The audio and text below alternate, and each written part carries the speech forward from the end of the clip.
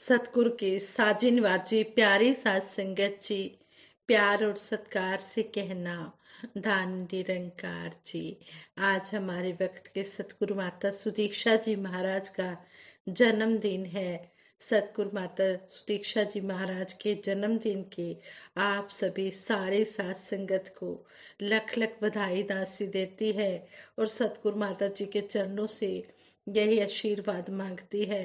सच्चे पातशाह आप जी हमें इसी तरह अपना आशीर्वाद देते रहना और हम आपको सच्चे पातशाह यही गिफ्ट बर्थडे पर देना चाहते हैं कि सच्चे पातशाह तू जीवे चलावे सन चलना आ जाए, तेरा केहा पातशाह सन मनना आ जाए। आप जी जिस तरह भी हमें चलाना चाहते हैं, जो भी आप जी समझा रहे हैं, हम आप जी की बात को मानते चले जाएं और आप जी की मुस्कान का कारण बने। यही सच्चे पातशाह आप जी के चरणों में हम सबका गिफ्ट है। आप जी परवान करें। साथ संगत जी, दासी सतगुरु माता जी के जन्म दिवस पर कुछ विशेष विचार भी रखने जा रही है। सतगुरु माता जी के आशीर्वाद से, राजपिता जी के निरंकार के, आप साथ संगत माँ के आशीर्वाद से ये पावन पवित्र विचार आप जी परवान करें। अगर कोई गलती हो जाए तो क्षमा करें। जो भी दासी ने आपसे सीखा है वही आप जी के आगे रख रही है। आप जी परवान करें। कहते हैं सतगुरु माता सुदीक्षा जी महाराज का जीवन और इनकी शिक्षाएं आज मानव मात्र को मर्यादा अनुशासन में रहकर भक्ति करने की प्रेरणा दे रही हैं। कहते हैं कि सतगुरु माता सुदीक्षा जी महाराज दिन रात अपने आप को मानवता की सेवा में अर्पित किए हुए हैं और जो भी बाबा जी के कार्य रह गए थे उन कार्यों को दिन रात पूरा कर रहे हैं।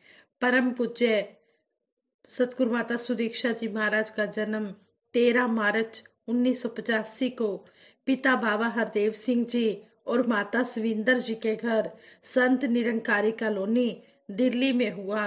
बचपन में इन्हें माता पिता और दादी निरंकारी राजमाता जी, नाना गुरमुख सिंह जी और नानी मदन कौर जी का भरपूर प्यार दुलार मिला और इनकी देखभाल में ही ये बड़े हुए। बचपन से ही इनमें विनम्रता, निष्काम सेवा भावना, भक्ति और विश्वास के सुंदर गुण मौजूद थे। बाबा हरदेव सिंह जी के निरंकार में लीन होने के बाद सतगुरु माता सविंदर हरदेव जी महाराज ने संत निरंकारी मिशन की बागडोर संभाली और पूज्य सुदीक्षा जी को मिशन के दूर देश विभाग के कार्यों को संभालने की जिम्मेवारी सौंपी। पूज्य रमित चांदना जी सतगुरु माता सुदीक्षा जी महाराज के विनम्र भावी जीवन साथी हैं, जो पूर्णतया आध्यात्मिकता के प्रति समर्पित हैं और अब ये हमारे निरंकारी राजपिता जी के नाम से रमीर चांदना जी जाने जा रहे हैं। इनका पूर्ण समर्पण और सहज स्वभाव मिशन के लिए एक पूंजी है, एक शक्ति है। नए युग की शुरुआत में संत निरंकारी मिशन शांति और विश्व की आशा को जीवंत कर रहा है। सतगुरु माता सुदीक्षा जी के पावन मार्गदर्शन में शांति और सद्भाव से युक्त विश्व का निर्माण हो रहा है। सतगुरु माता सुदीक्षा जी की शिक्षाएं प्रेरणा से भरी हुई हैं।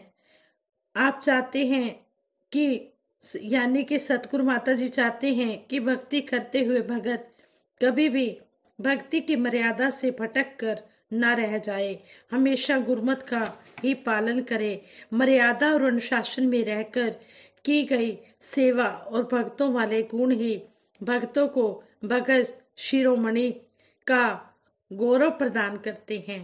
भक्ति करते हुए हर भगत हमेशा यही कोशिश करता है कि उसके द्वारा गुरु की आज्ञा सत कर मानी जाए, वह भी बिना किसी किंतु परंतु के, क्योंकि गुरमुत की मर्यादा में भक्ति का ही वास्तविक आनंद है। सतगुरु माता सुदीक्षा जी महाराज स्पष्ट रूप से भक्तों को समझाते हैं, हम हर पल इस निरंकार को याद रखें। हमें यह भी याद रहे कि निरंकार हमें हर पल देख रहा है। भक्ति में भय भी जरूरी है, यानी कि डर। डर के बिना भक्ति हो ही नहीं सकती। परमात्मा प्रेम स्वरूप है, लेकिन यह प्रेम जीवन में तभी आता है जब मन में प्रभु का भय भी हो और प्यार भी हो।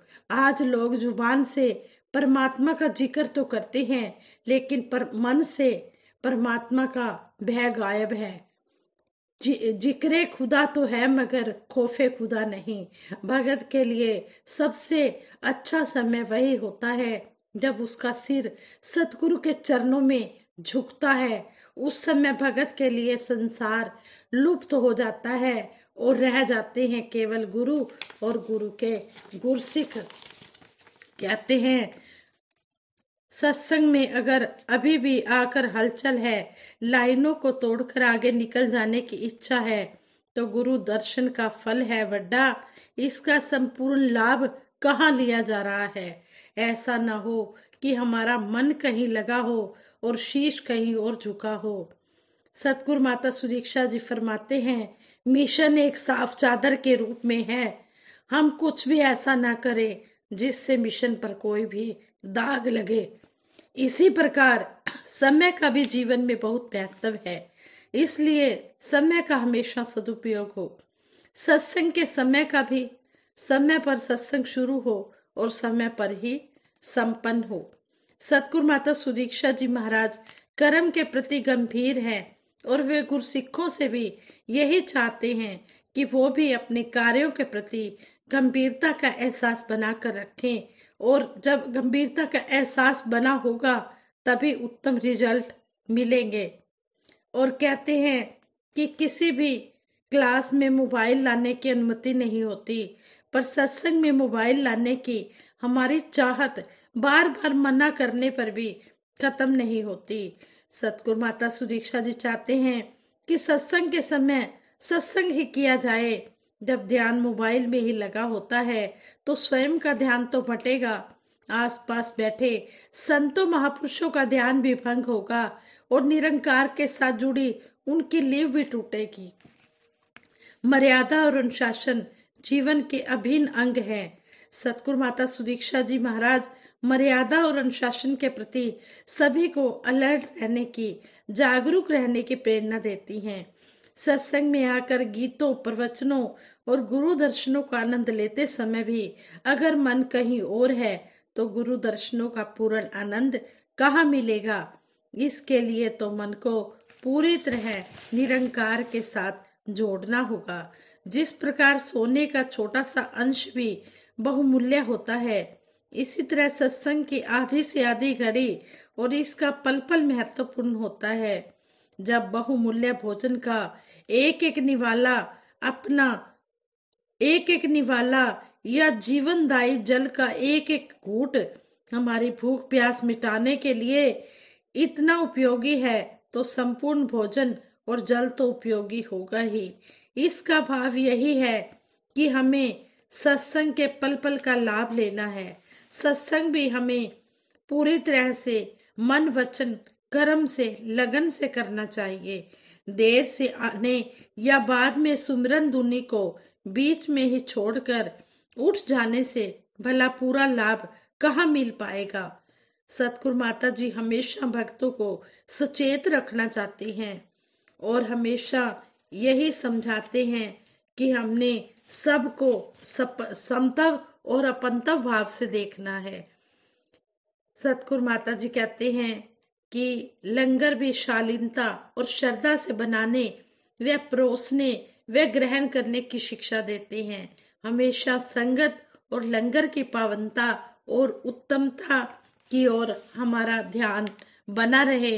हम आचरण की शुद्धता और व्यवहार की सहजता रखें। हम सबको एक एक निरंकारी को अब एक चलता फिरता प्रचार का रूप बनना है।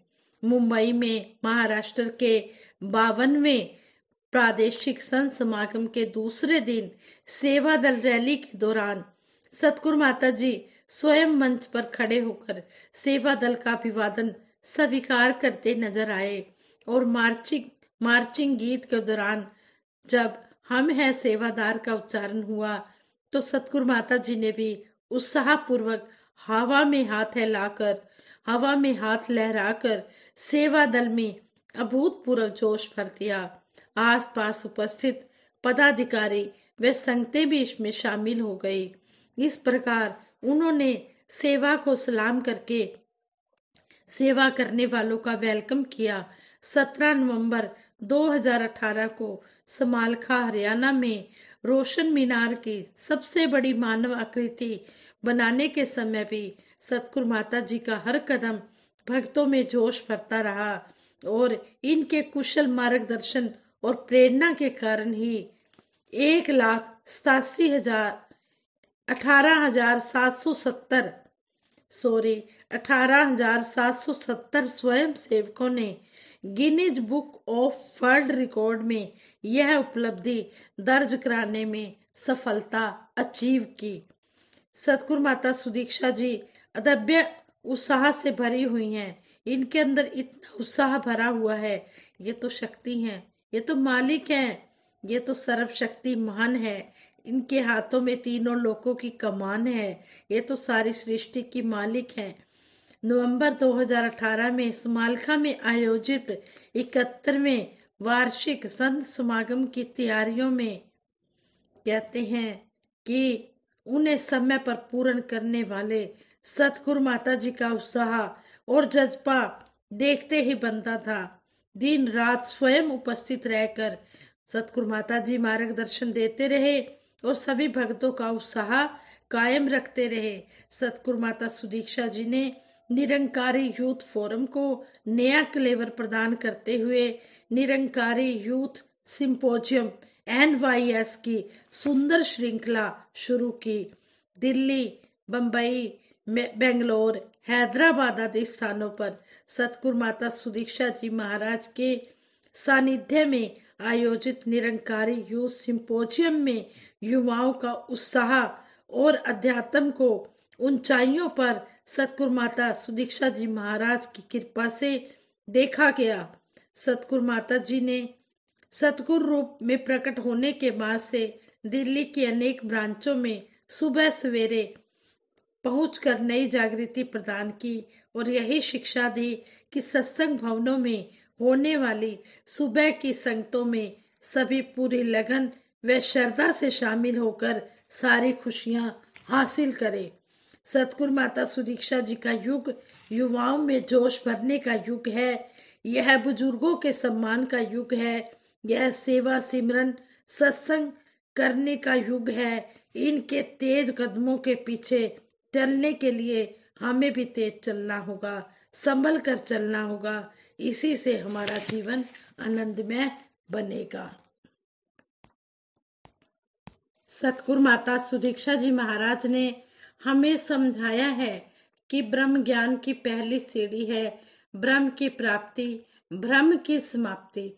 जब परमात्मा के दर्शन हो जाते हैं तो सहज में ही सभी भरम भुलेखे दूर हो जाते हैं, सारे बंधन टूट जाते हैं। अपने जीवन में हम झांके तो कई बार ऐसी स्थिति आती है कि ब्रह्म ज्ञान लेने के बाद भी हम भरम भुलेखे में खड़े हो जाते हैं। जब हमने अपनी चेतनता से, अपने ध्यान से परमात्मा को हटा दिया तो भ्रम वापिस समाप्त हो जाते हैं। फिर हम जहां से चले थे वहीं वापिस आ जाते हैं।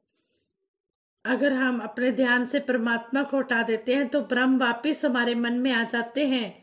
फिर हम जहां से चले थे वहीं वापिस आ जाते हैं।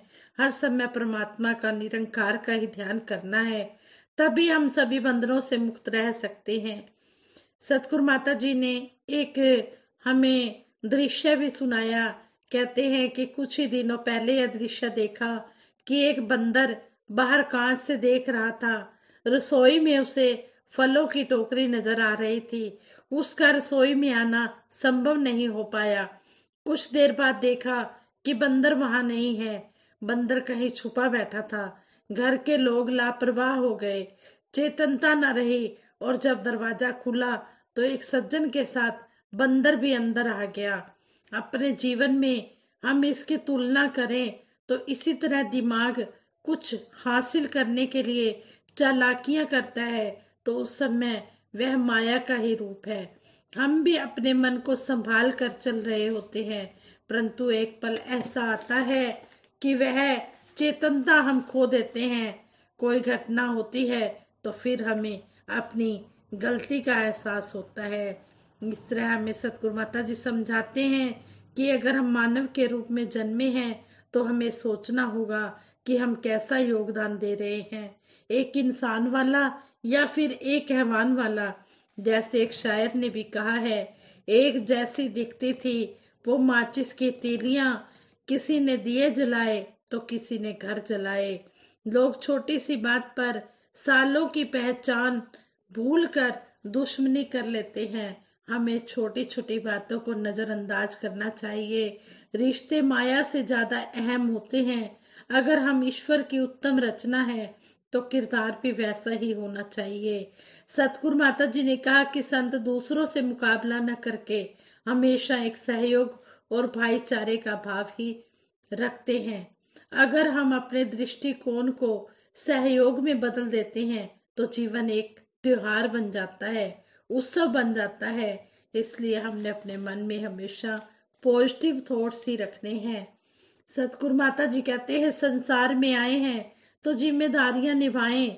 एक व्यक्ति की जन्म से मृत्यु तक जिम्मेदारियां चलती रहती हैं, क्योंकि वह अपने घर समाज संसार का हिस्सा है। जिस तरह स्टूडेंट का मूल उद्देश्य पढ़ाई है, इसी तरह ब्रह्म ज्ञान द्वारा परमात्मा की पहचान करके स्वयं की पहचान करना मानव का मूल लक्ष्य है। जीवन में धन कमाना जरूरी है, लेकिन सिर्फ धन कमाना मानव के जीवन का लक्ष्य नहीं है। किसी शायर ने कहा है, सब कुछ हासिल करके भी हासिल है जिंदगी कुछ भी नहीं। सब कुछ हासिल करके भी हासिल है जिंदगी कुछ भी नहीं। मैंने देखा है कई सिकंदर खाली हाथ जाते हुए। मैंने देखा है कई सिकंदर खाली हाथ जाते हुए। सिकंदर कई देश जीत कर भी इस दुनिया से खाली हाथ ही गया। जब परमात्मा की पहचान हो जाती है तो फिर भटकन नहीं रहती, सारे भरम भुलेखे खत्म हो जाते हैं। इसलिए हमें सतगुरु बार बार हमें अलर्ट भी करते हैं, चेतनता भी देते हैं कि हमने अलर्ट रहना है, हमने सजग रहना है, हमने चेतन रहकर ये भक्ति करते जाना है और सतगुरु की रहमतों को पाना है। हमने परम बुलेखों में नहीं पढ़ना, हमें सतगुरु ने इस ब्रह्म से जोड़ दिया है। ब्रह्म की प्राप्ति, ब्रह्म की समाप्ति, जो भी आज हमें सतगुरु माता जी समझा रहे हैं, जो भी हमें गुरु पीर पैगंबर समझा कर गए हैं, जो भी आज हमें वक्त के सतगुरु समझा रहे हैं, हमने इन बातों को अपने जीवन में कर्म रूप में अपनाना है, तभी बात बनने वाली है। फोके कर्म कमाई जाने, सिर्फ रेड़ का पानी दा, मक्खन सा दूचो ही मिलना है, फिर ना काम मधानी दा, जीवन दौलत मुख जानी है। एक दिन अपनी आई थे ए पर जदों नबेड़ा होना नाम कमाई थे।